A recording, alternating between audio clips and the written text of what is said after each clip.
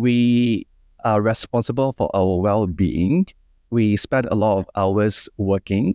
So imagine that if you work 8 to 9 hours a day, and if you're going to multiply it in terms of number of years that we're going to work in a lifetime, it might be 20 to 30,000 hours of work. So the question to the listener is that, do you want this 20 or 30,000 hours of work to be happy, fulfilling, and engaging? Or do you want it to be stressful, disengaging because you have to work? Take care of your well-being. And I think that is really important. Welcome to the Asia Rising Tech Talks podcast, where we bring together the best technical leaders across Asia to discuss their industry passions and challenges they face. I'm data science Donnie from Airswift, connecting businesses with top tech talent.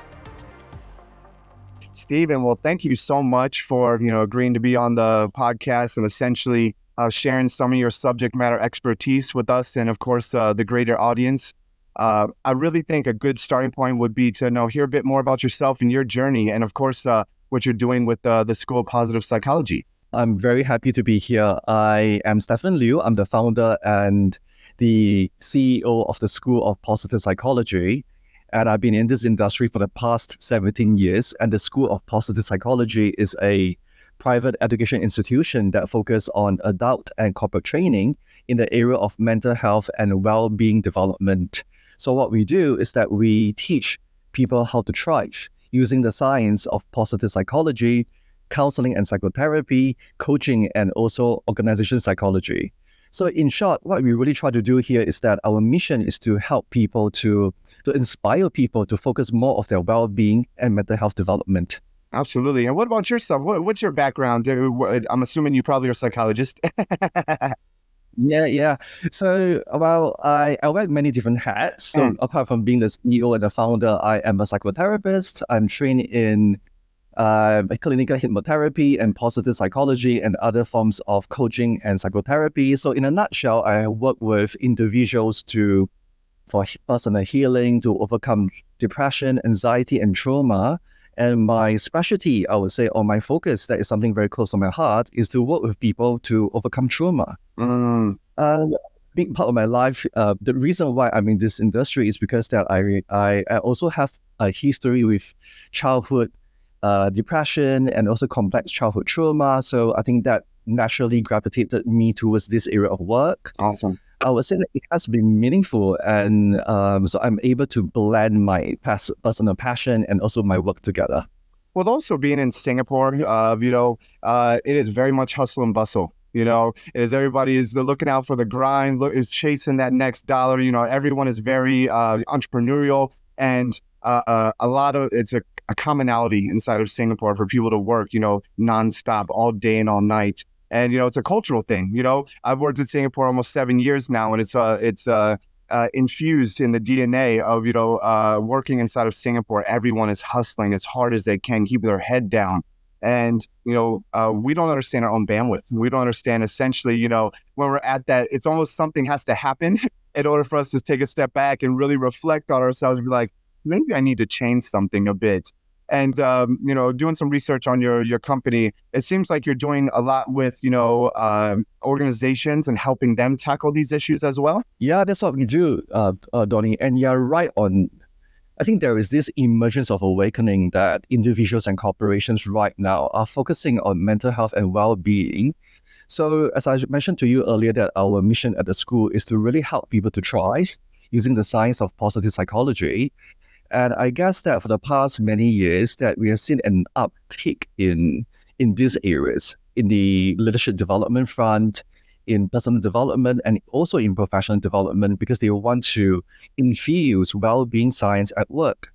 So at the workforce area, I think that we can see more HR leaders, people developers trying to integrate mental health and well-being science to improve engagement, relationship, culture, performance. And we also know that if, let's say, we have a more resilient workforce, we have a higher performance and productivity. Absolutely. Yeah. When people are happy, typically they tend to work harder. I think it's just a natural, occurrence. but it's also a tipping point. Some companies, some industries, shall we call it, have a very famous for long hours. Financial services is one of them. You just know you're going to be in the grind. You'll be working morning till night. But, there needs to be some sort of balance. And depending on, the leadership, and initially it has to start from somewhere. And the top down really has to change the culture that is surrounding, what the employees are doing. And it's great that you're tackling this. Now, I'm curious, how are you assessing mental health? Well, are you using technology at all to try and work on these things? Oh, that's a big question. I think when we assess mental health, they could be from individual reports. It could be also organizational reports that we could integrate in the pulse survey. There are many different approaches to assessing mental health. So usually we will recommend that start off with an individual report first. So they could be, I could make a recommendation of a list of them.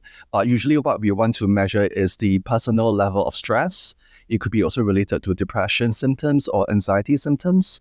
If not, if we want to move away from the mental illness model, we can also look at assessing our state of well-being in terms of happiness, life satisfaction, engagement, motivation, resilience, optimism. There's so many things to measure. So it really depends on the individual and also the company, what do you want to focus on.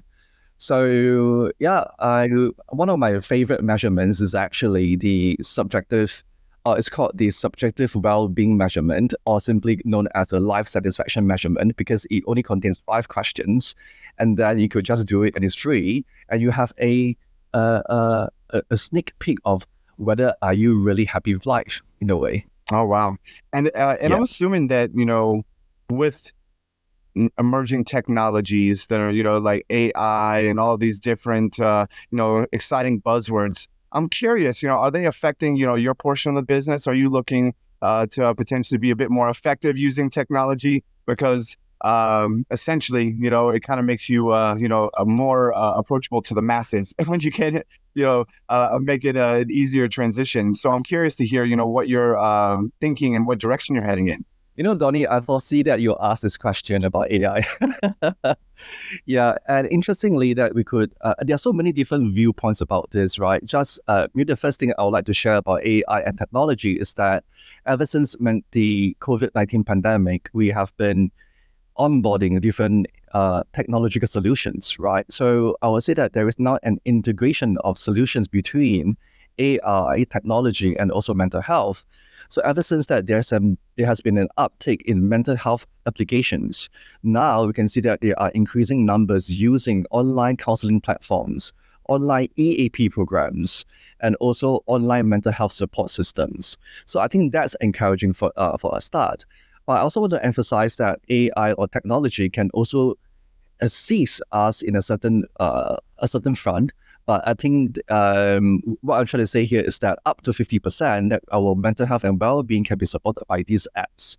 And that would be the first point of awareness and support, I would say.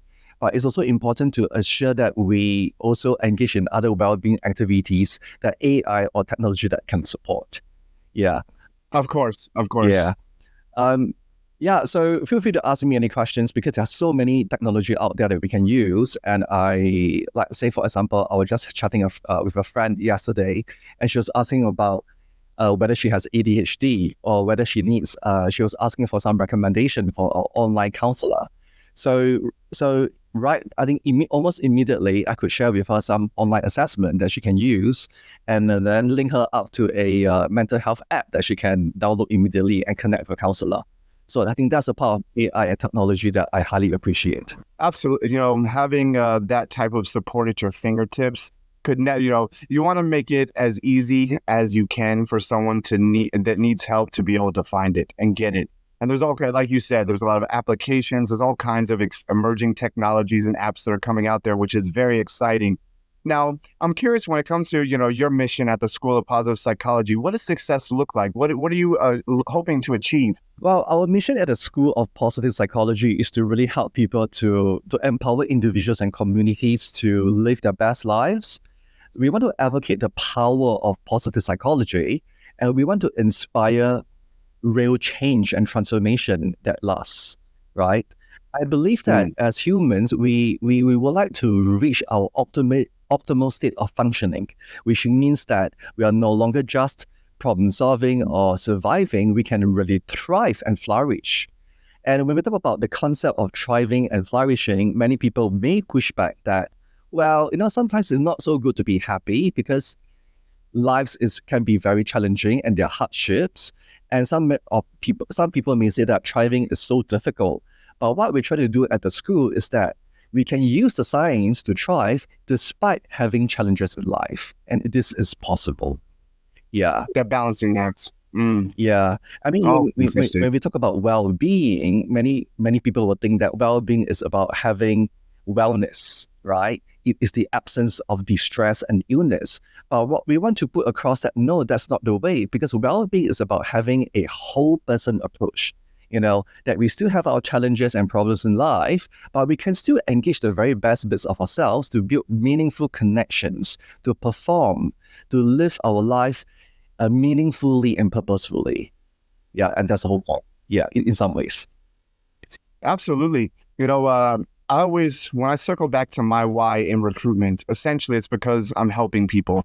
We spend more time than we would like to know working and around our colleagues. So if we're not happy, if we're not feel like we're in the right environment that has given us all the tools to succeed, if our boss doesn't support us, if our colleagues aren't, having in at least some form of, friendly relationship, it can make your world so much more difficult. And, that's why I love what I do, because essentially I can find you that great home. I can find you that new opportunity, that great boss. And of course, hopefully an increase in salary to, add value to, what you bring to the table. But it's one of the things that really stick out about what you do is really the education bit with companies. Because like I mentioned, we spend so much time at work. So our organization is thinking about our mental health, is thinking about, how they can, one, maybe decrease stress, but also, try to see the warning signs before something, we do head to a burnout. What, I guess, advice do you have for companies that are, looking to potentially change the way they do things? Or essentially, what advice would you have for companies that are looking to maybe look for this type of service, like in a company like yourself? That's a great question, Donnie. I think that ever since the pandemic, there has been this, many companies and corporations have been building a sharper focus on mental health and well-being development, and every different company have its own culture. And I think that if you want to onboard a well-being or a mental health initiative, it has to suit the culture of the company. I think that's the first part. Yes, we want to recognize that there are now conversations about preventing burnout, disengagement, or disconnection. I think the very spirit of wanting to do this is that we want to build the capacities and conditions that promote mental health and well-being. So the first part I think I will always recommend is maybe they can start off by having conversations within the company alongside with the surveys that they are rolling out about what do they really think about mental health at the workplaces? Are there opportunities for them to talk about these openly?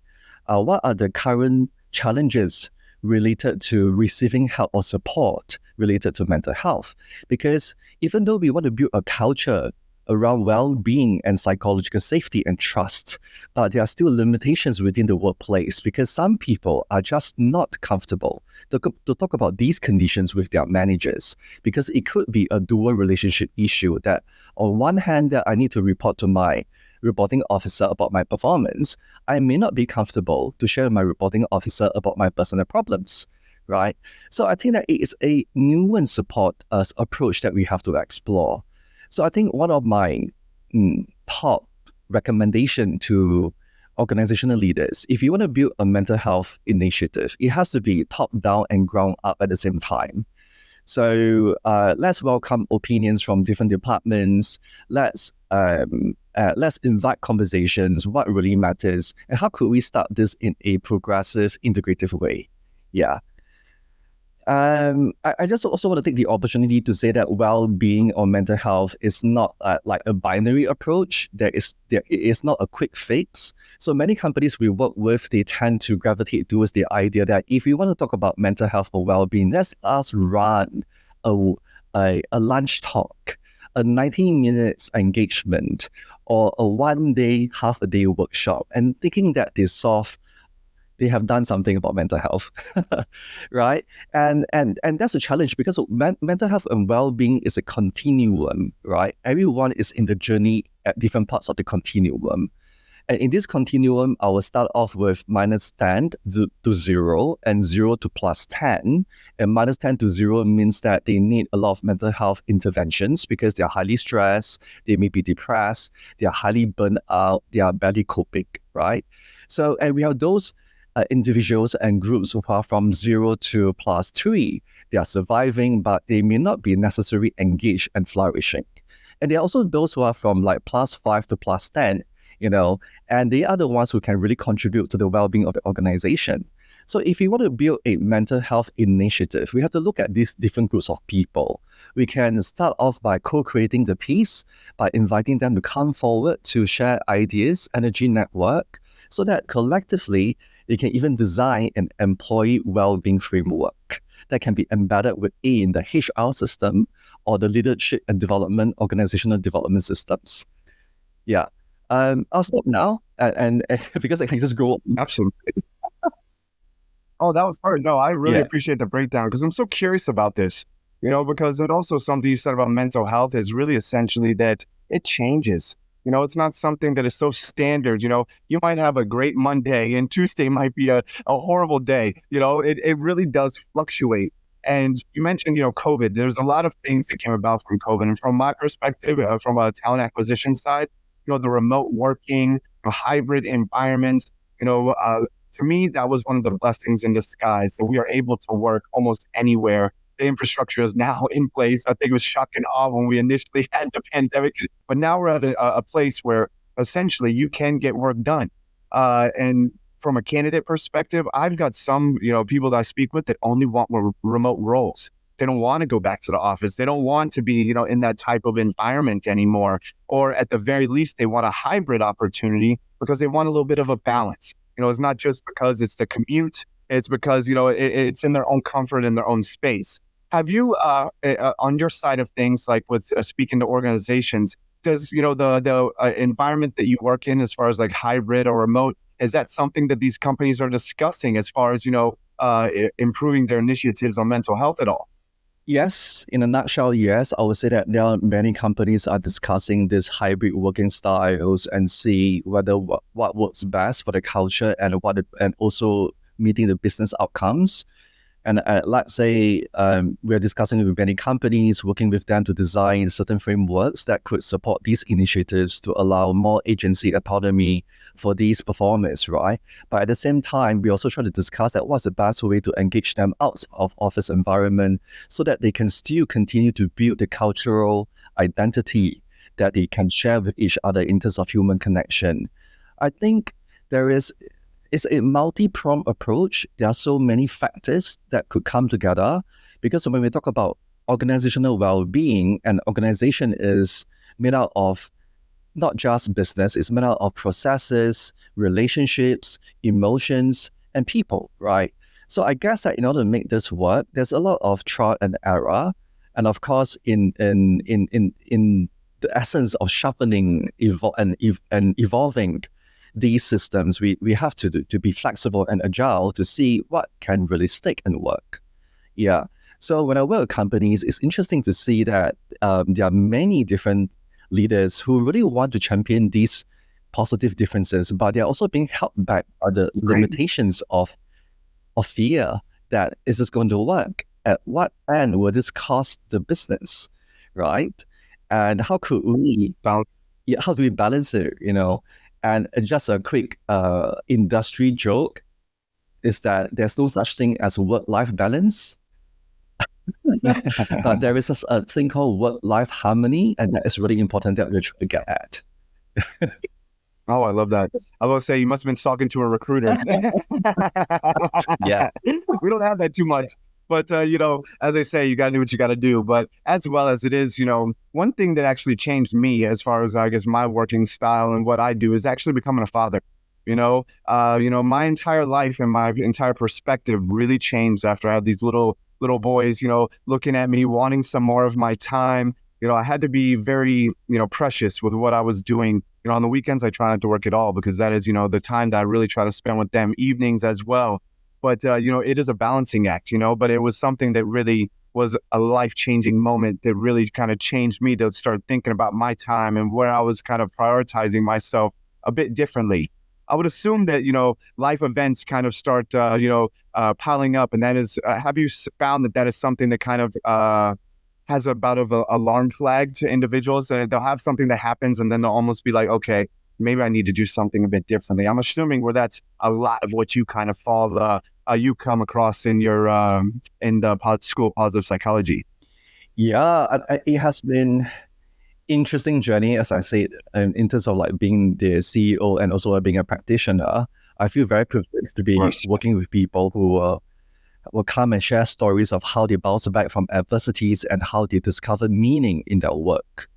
And I would say that it is really engaging and fulfilling in that sense. And hearing your story of being a dad, that you are focusing time on your in parenting, and wanting to build relationships with your family while balancing work. I think this really requires like this balancing skills. And at the same time, how could and there are questions that we want to ask ourselves, that how could we integrate these two best aspect of ourselves, that we can still show up work in a productive and confident way, and at the same time we can still play our roles well in our personal and social domains. I think that is a question that we would like to investigate all the time. And I strongly believe that being a successful individual, like being a parent, you will enjoy these qualities and success that you can bring forward to the workforce or to the workplace. Likewise, that it will affect each other. Absolutely. It's essentially you're only one person. I know some people say they're a different person at home, a different person at work. I've never been successful in kind of disconnecting myself between the two. It is very evident in the office, that I'm a dad. It is what it is. But, it's really kind of, changed, over as I've gotten much older in my career. When you're much more junior, you kind of don't care about culture as much. You just want to learn, be a sponge. You're willing to, your resiliency and the amount of, I guess, punishment you can take is much higher. As you get older, you get more particular about certain things, like culture, at Airswift, especially within my team in STEM, it's probably one of the strongest aspects of working inside of our firm, because we prioritize collaboration, we prioritize working together, and really essentially everybody is a very grown-up, respectful environment. And as I've gotten older, that is exactly what I'm looking for. A job can provide a lot of different things, essentially a way for you to take care of your family, a way for you to, create a self outside of, your family and around the people that you're used to being around and really push yourself. But at the same time, you are able to prioritize, what environments that you thrive in or what atmospheres, you do best in. And, from your perspective, building that high, collaborative culture, is that something that is discussed with companies about, bringing people together, essentially, having that open communication where people can really feel, you said something, that be your true self previously. And that's how I feel like I can be at work, but that's because of the environment and the culture that the company has provided for me.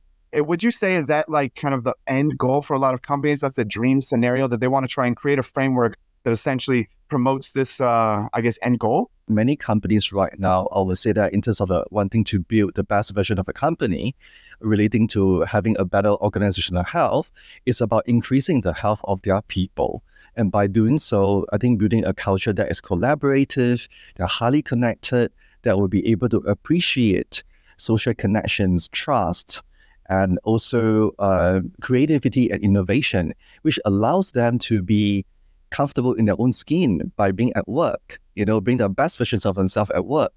So right now, I think there's a huge focus in this area whereby we talk about how can we use the science of collaboration to foster teamwork? How could we use our strengths to bring peak performances? How could we use positive communication strategies to discuss, even to induce positive conflicts that will spur creativity and innovation in a safe manner?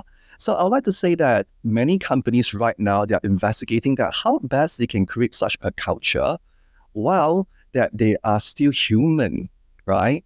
Because when we talk about mental health, we do not want to go in and pathologize and say that, look, you're suffering and you have depression and but we do not want to over pathologize, but we want to appreciate the human conditions to bring forth what makes us unique as a human being.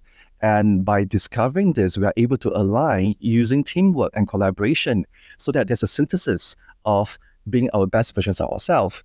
But sometimes when we say things like this, people will question that, what do you really mean? How do we really bring out this ingredient? So in positive Of course. psychology, we work with companies to bring out their psychological capital instead of financial capital. We bring out their psychological capital, which means there's an acronym called HERO, HERO, and HERO and H stands for hope.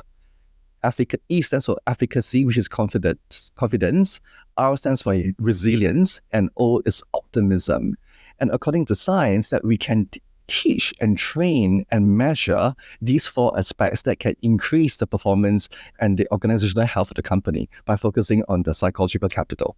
Absolutely. I love that as well. That's a really great breakdown. I like the hero bit, and also the resiliency, just in my opinion, in life is just, like you said earlier, there's going to be a lot of things that happen in life. There's a lot of different, it'll sway you in a lot of different directions, but being adaptable and being, I guess, prepared for those scenarios as best as you can. We can only, prepare so much. However, just thinking about it, have it in the back of your mind as far as, a baseline essentially of what, how you need to react, how the steps are going to take, and essentially knowing yourself better will ultimately prepare you for those types of things that will happen. I'm curious, what advice do you give, individuals? Let's say, let's talk about Singapore specifically. We're both, we both work there. Someone that is, working, 60-hour weeks. Someone that's going to listen to this podcast and be like, man, I might need to, take a step back and potentially, maybe think about doing things a little bit differently. What advice would you give someone? Well, I will offer a few suggestions. I'm sure there's a list. Yeah, I'm just trying to pace myself here. The first suggestion, maybe I will come down to three suggestions. The first is to take stock of where is a state of mental health and well-being by looking at the well-being continuum from -10 to +10, right? I think this is some of the questions that we need to ask ourselves, that where are we operating on? What is the state of mind that we are assessing? There's always a pressure to perform living in Singapore or any other meritocratic society, that we Very are true. so, obsessed after a financial accumulation and success, because that has been the yardstick of society. But yet at the same time, that doesn't bring psychological and well-being success, because we want to balance these things right now for the sake of thriving. So the first part is that let's ask ourselves some questions. Now, where are we at in terms of our mental health and well-being? Are we in a state of suffering, or are we in a state of surviving, or are we in a state of flourishing?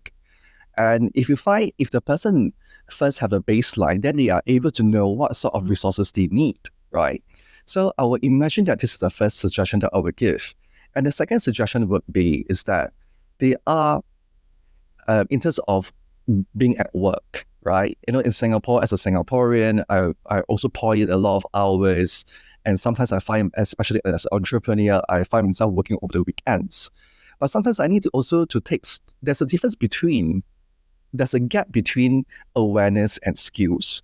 So even though as a person, as a practitioner myself, I sometimes, because due to the culture in Singapore, I do tend to overwork sometimes without me being aware.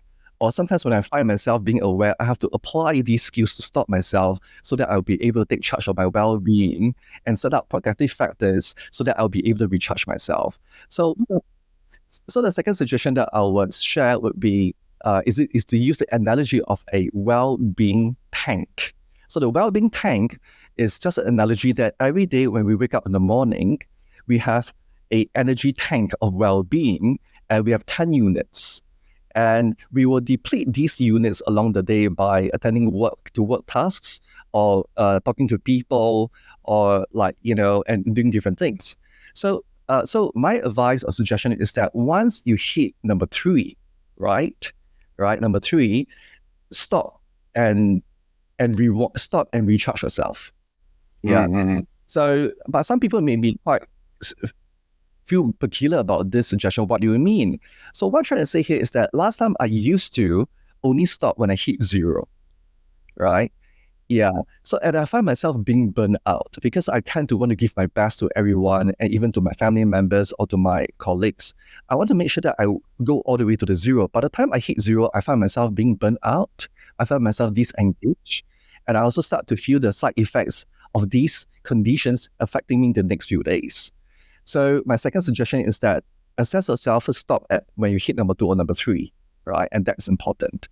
And I think the last suggestion I would give is that we are responsible for our well-being, and we spend a lot of hours working.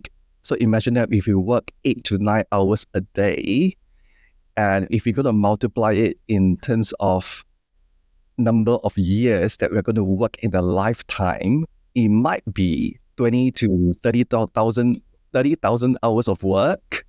So the question to the listener is that, do you want this 20 or 30,000 hours of work to be happy, fulfilling, and engaging? Or do you want it to be stressful, disengaging because you have to work? So if let's say the answer is the former, I will say that take care of your well-being. And I think that is really important. Yeah, absolutely.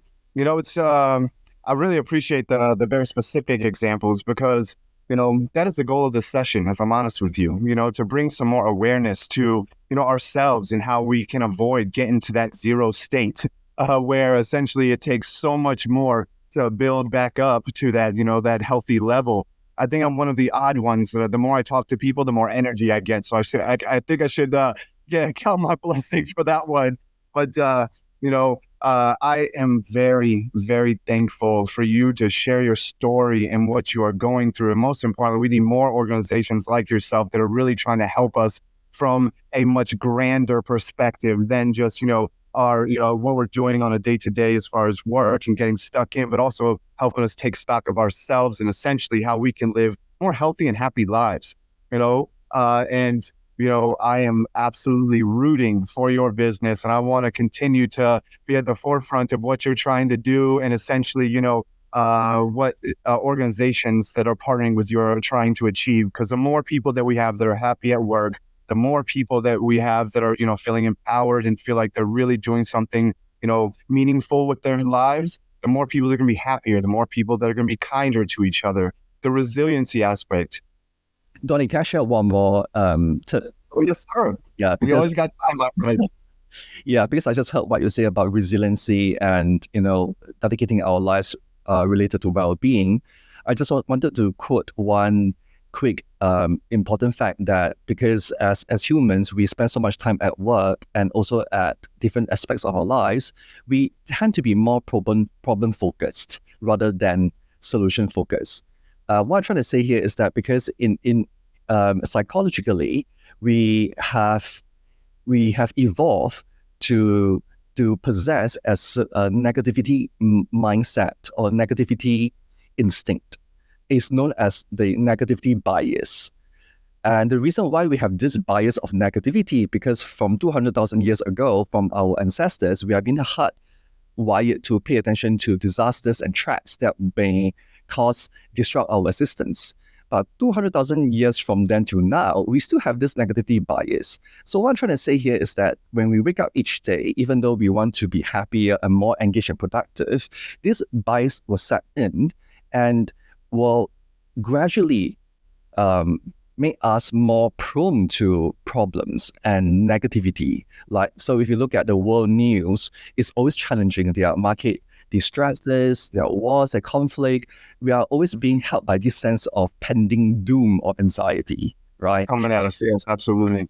Yeah. So how could we use well-being science or positive psychology to safeguard ourselves? Is that because we cannot change the world. We can't change bad things or prevent bad things from taking place. But what we can do in every day is to commit to 3 positive things that we can create. And so in science, we found that in order to overcome the negativity bias, we need at least 3 to 5 positive events in a day to counteract with that negative consequence. So what I'm trying to say here is that if we want to live lead an engaging and fulfilling happy life, so every day we ought to include at least 3 to 5 small little events that will make us happy or optimistic or engaged. So it could be like, when you look at your calendar, I believe that it's being filled with appointments, but maybe in between the appointments, you can dedicate and put a slot in a 3 minutes or 5 minutes slice of joy appointments. A slice of joy appointment could be something like listening to a favorite music in Spotify, dance for 3 minutes, look at nature, or play, right? And these are all the small little creations that you can embed to overcome that negativity bias.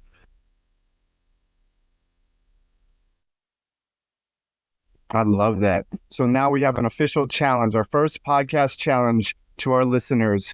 We want you to find 3 to 5 things every single day that you find some joy in, and let us know if that really does, help change, your mindset and how you're able to, cope with the stresses of the day. Thank you for joining this week's episode of Asia Rising Tech Talks. We'll hope you join us next time. If you're hiring or looking for a new opportunity, feel free to get in touch with us at Airswift. If you or anyone you know would like to be featured in a future podcast, drop us a message. I'm Data Science Donnie, and you can email me at donald.maclary@airswift.com or visit us at airswift.com. Thank you again to all our guests, and thank you for listening.